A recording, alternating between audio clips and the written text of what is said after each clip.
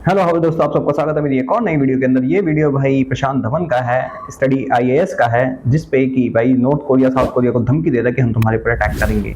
ऐसी न्यूज़ेस आ रही हैं, ऐसे आर्टिकल्स आ रहे हैं। किम जोंग उन जो मोटी बुद्धि का आदमी है, उसने ये शुरू कर दिया। तो इस पर देखते हैं भाई प्रशांत धवन क्या कहते हैं।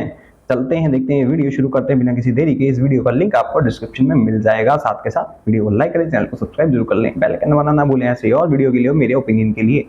आपको क्या सही लगता है, क्या नहीं, कमेंट सेक्शन में जरूर बताएं। तो शुरू करते हैं वीडियो बिना किसी देरी के, चलते हैं वीडियो की तरफ। नमस्कार, वेलकम टू स्टडी आईक्यू। मैं हूं प्रशांत धवन। नाउ दुनिया में आज के समय दो मेजर वॉर चल रही है। एक तो यूक्रेन रशिया की वॉर, जिसको 2.5 साल से ऊपर हो चुके हैं। फिर इजराइल हमास लेबनान में जो भी इजराइल उलझा हुआ है, मल्टी फ्रंट वॉर चल रही है इजराइल की, जिसको 1 साल से ऊपर हो चुका है। नाउ दो जो ये कॉन्फ्लिक्ट है, इन दोनों कॉन्फ्लिक्ट्स ने पूरी दुनिया की इकोनॉमी को इम्पैक्ट किया है। अब दुनिया को डर ये है कि तीसरी मेजर कॉन्फ्लिक्ट ना स्टार्ट हो जाए, और तीसरी major conflict most probably chances मैं कहूंगा काफी हाई है। स्पेशली आप अगर नॉर्थ कोरिया की स्टेटमेंट्स देखो तो नॉर्थ कोरिया साउथ कोरिया के बीच में हो सकती है। यहाँ पे आप देख पाओगे, अगेन ये सिर्फ मेरी स्टेटमेंट नहीं है। आप दुनिया में जो भी फॉरेन पॉलिसी रिलेटेड जो मैगजीन्स हैं, आर्टिकल्स हैं, आप पढ़ोगे, हर जगह सेम भाषा आपको लिखी हुई मिलेगी।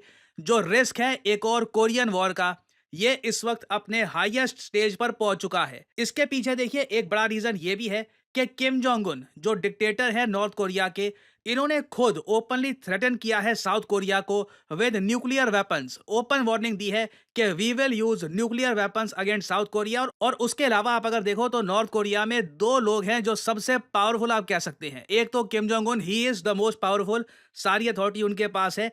उनके बाद सेकंड नंबर पे मैं कहूंगा इनकी बहन आती है, किम यो युंग।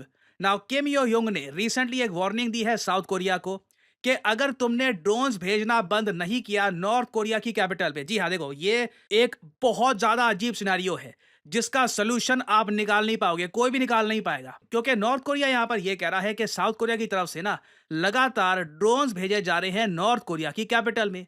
और अगर साउथ कोरिया ने यह करना बंद नहीं किया, अगर एक और ड्रोन साउथ कोरिया से नॉर्थ कोरिया की कैपिटल में आ गया, तो उस केस में साउथ कोरिया डिजास्टर फेस करेगा। लिटरली इन्होंने वॉर की धमकी दी है। इनके जो भैया जी हैं वो वैसे ही कह चुके हैं कि न्यूक्लियर वेपन्स मैं यूज कर लूंगा। जो इनकी सिस्टर है, ये माना जाता है कि यूजुअली थोड़ी सी डिप्लोमेटिक लैंग्वेज यूज करती हैं, बट इस पर्टिकुलर केस में इन्होंने भी कह दिया है कि कैटास्ट्रोफिक डिजास्टर फेस करना पड़ेगा साउथ कोरिया को। अब यहां पे आप कहोगे ओके, इसका सोल्यूशन सिंपल है ना।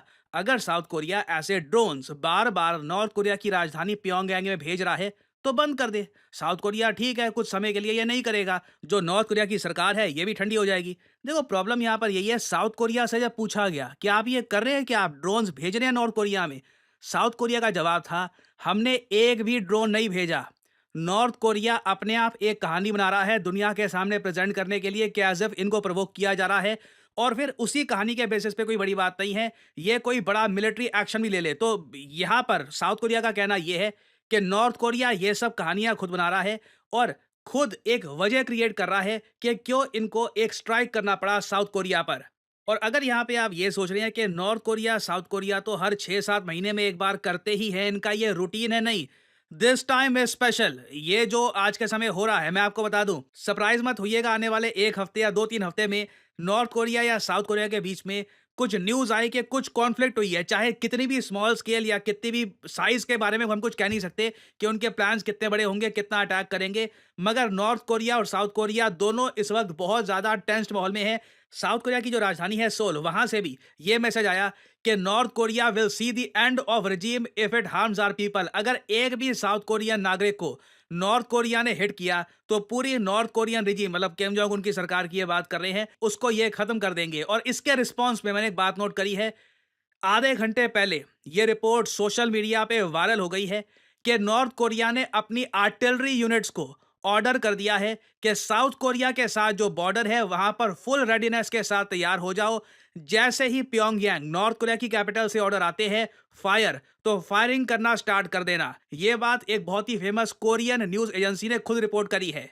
और यहां पे आप देख पाओगे ये साउथ कोरियन न्यूज एजेंसी का आर्टिकल कि North Korea has ordered artillery corps near border to be fully prepared. और साथ ही साथ नॉर्थ कोरिया ने ये फोटो करी है रिलीज। इस फोटो में जो ये सर्कल है ना, नॉर्थ कोरिया कह रहा है कि इतना समझाने के बाद भी देखिए साउथ कोरिया का एक और ड्रोन हमारी बॉर्डर पे आ ही गया, अब तो हमको कोई बड़ा एक्शन लेना ही होगा। और अगर यहाँ पे आपका सवाल ये है कि अचानक से कोरियन पेनिनसुला में ये क्या हो रहा है, देखो मेरे हिसाब से इसके पीछे रशिया है। रशिया जब से यूक्रेन रशिया वॉर में बहुत ज्यादा उलझ चुका है, यूक्रेन को बहुत ज्यादा सपोर्ट दिया जा रहा है वेस्टर्न कंट्रीज द्वारा, रशिया ने एक नीति अपनाई है। आप एक बात नोट करिएगा, हमास को रशिया सपोर्ट करता है, अचानक से हमास इजराइल पे अटैक करता है, इजराइल हमास वॉर स्टार्ट हो जाती है। हिजबुल्ला अटैक करता है इजराइल को, ईरान मिसाइल बरसाना स्टार्ट कर देता है इजराइल पर, यूएस मिलिट्री उसकी वजह से काफी हद तक इजराइल के साथ भी बिजी हो जाती है। यूएसए की नौसेना को यहां पर रेड सी में, मेडिटेरेनियन में डिप्लॉय होना पड़ता है, जहां पर एक तरफ उनका कंप्लीट फोकस था यूक्रेन में, अब साथ ही साथ यूएसए को इजराइल के लिए भी बिलियंस ऑफ डॉलर्स का पैकेज ये रिलीज करना पड़ता है। फिर हम देखते हैं यहां पर अगर नॉर्थ कोरिया साउथ कोरिया में कॉन्फ्लिक्ट हो जाती है तो इस केस में भी यूएस मिलिट्री बहुत ज्यादा ऑक्यूपाइड हो जाएगी, यूएसए के रिसोर्सेज बहुत ज्यादा स्ट्रेच हो जाएंगे।